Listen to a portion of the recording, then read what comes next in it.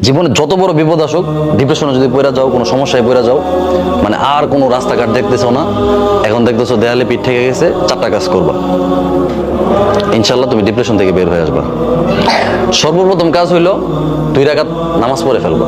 উজু করে 2 রাকাত নামাজ পড়ো। নামাজ পড়ে তুমি আল্লাহ তাআলার কাছে পরামর্শ চাইবে, আল্লাহ আমি তো এই সমস্যায় পড়ে গেছি, আমার তো হঠাৎ করে বাবা মারা গেছে, আমি তো এখন চোখে কিছু দেখতেছি না, আমি তো এই অন্যায়টা করে ফেলছি, আমি কি করব? আল্লাহ তাআলা তোমাকে পরামর্শ দিবে।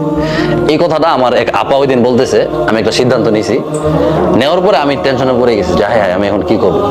তো আমার আপা আমাকে বলতেছে যে তুমি কাজ করো, 2 রাকাত নামাজ পড়ো, নামাজ পড়ে আল্লাহ তাআলার সাথে পরামর্শ করো। আমি চিন্তা করছি আল্লাহ তাআলার সাথে পরামর্শ করবো কিভাবে। 2 রাকাত নামাজ পড়ছি, নামাজ পড়ে আমি আল্লাহকে বলছি যে আল্লাহ আমি তো এমন একটা সিদ্ধান্ত নিছি, কি করব। তখন দেখি আমার মাথায় নানান চিন্তা আসতেছে, বুদ্ধি আসতেছে, পজিটিভ, বুঝছো? ডিপ্রেশনে পড়ে গেলে প্রথম চেষ্টা করবা 2 রাকাত নামাজ পড়া। দ্বিতীয় যে কাজটা করবা, একা থাকবা।